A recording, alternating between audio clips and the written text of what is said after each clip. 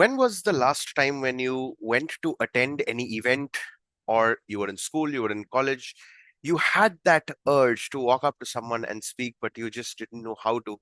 You ended up living with that regret. Now, when I was in school, every single day I had that problem. When I was in college, I had that problem. Even to this date, networking events, at times I have that problem.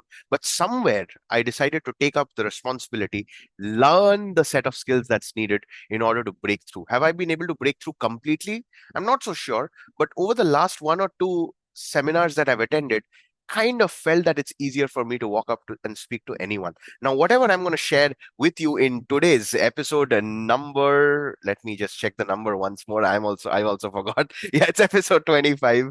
We are going to be diving deep into how to talk to literally anyone, anytime, anywhere, even if they are strangers. Now, it took me almost more than 10 years to figure this out.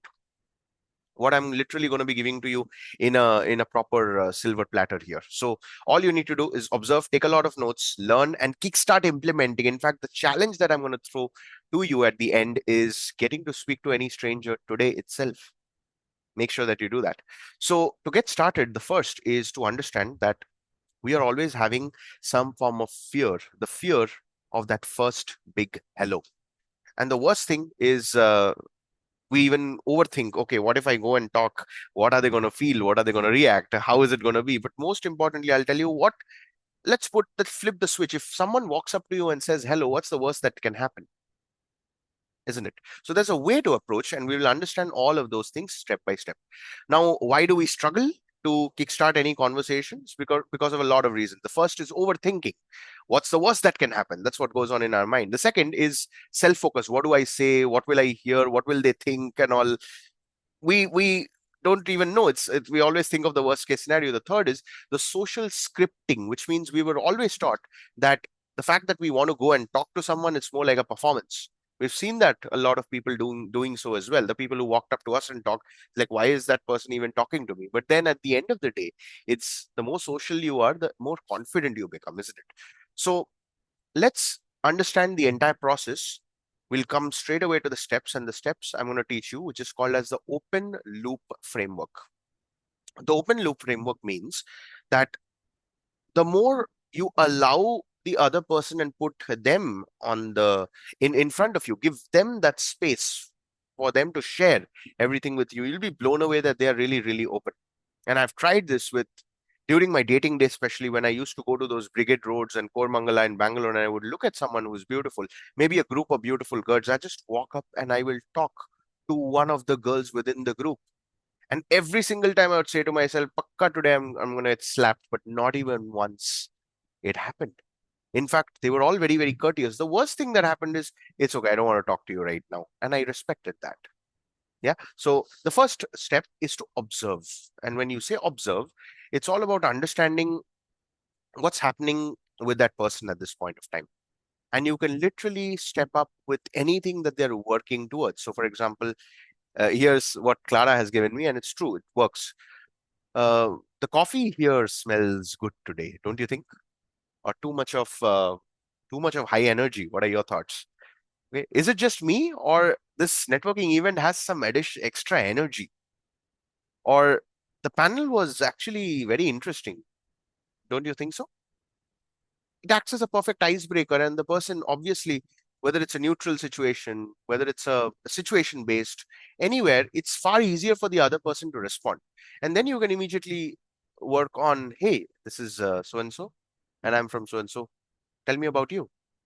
Immediately the ice breaks and works. Now, this is something that I have used quite a lot in the marriage ceremonies and these intimate events that I've been a part of. All right, didn't want to hear you cough. The step number two is the relatability, which is the human bridge. So every single time I attend any of these events, I'm always looking at people with whom I can speak. What about you?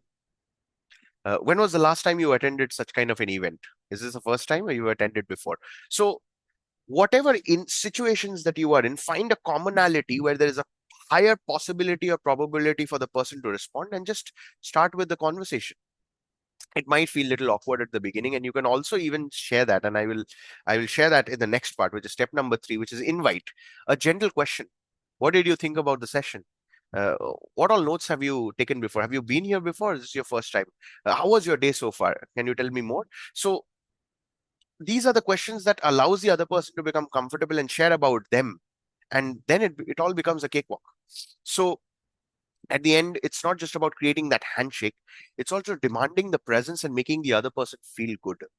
Oftentimes what I would do is I would just take this a step further, which is more of vulnerability. So I would walk up to a person and I would say, excuse me, I don't want to bother you too much, but it's just that I couldn't help myself from saying how beautiful you are, how gorgeous you're looking, and if it's okay, I'd just love to get to know you a little better. Is that okay?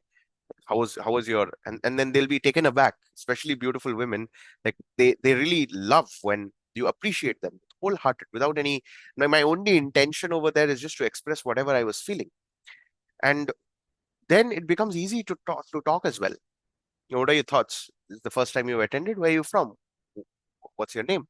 That's it. And it all becomes very easy just because you were open, transparent, and honest. I do that every single time wherever I go. So, a couple of real life scenarios. Let's take one by one. Canteen or in the office setup. Is the seat taken? I think I know I've actually seen you around here. Which team and which company are you working in? Is that okay? If I can just get to know you a little better. If they're sitting with a colleague, you can actually team up and talk to everyone over here. I might, let's hope that I bump into you some other time. That's it. No agenda. So the logic is the more no agenda conversations you have, not necessarily that you're going to meet that person again, but they're going to remember you. And the best part is even if you meet the other person again, you can actually interact more often. So that's the office setup, networking setup. So I noticed that you picked up the mic and you shared, and I really loved your point on again speak, and just wanted to know, how did you get into this field? What made you get into this field? Okay.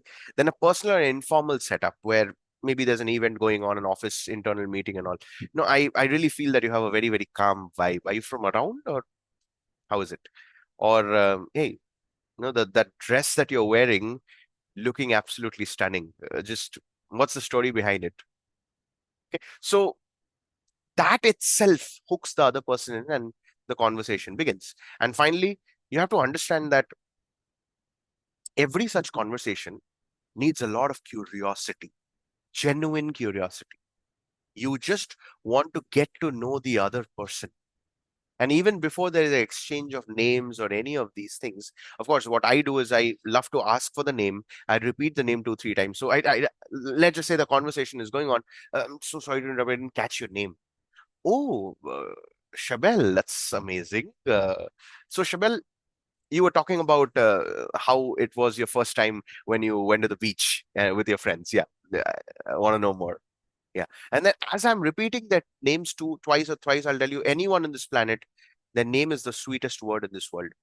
Okay. So what I do is I always associate the name instantly with something or the other. So let's just say if Chabelle is very, very sweet. So Chabelle, sugar, sweet. So every time I look at her hair or the way she looks or the way she smiles, no, Chabelle, your smile is really sweet. And sweet, I associate it with her name. That's what helps me remember. Or again, these are all different memorization techniques, which I'll probably discuss in some future sessions. But the at the end of every single thing that we have discussed so far in the session, talking to a human being and sharing your heart out, the confidence that you get is a class apart. All you need to do is just ensure that you have everything in control, and at the end of the day, you will know that the other person will reciprocate that as well. As you do so, your confidence is going to increase, your self-esteem is going to increase. The best part is you will become an irreplaceable force no matter where you go. You will literally become the life of every event. That's my intention for you. Do share your learnings and your thoughts below. If you want to check the notes, you'll find it below. If you want to learn more about this, interacting with completely new set of 10 to 20 people each month, you might as well join the cohort, and we will literally make you do all of these exercises. Looking forward to serving you in the next episode. See you tomorrow.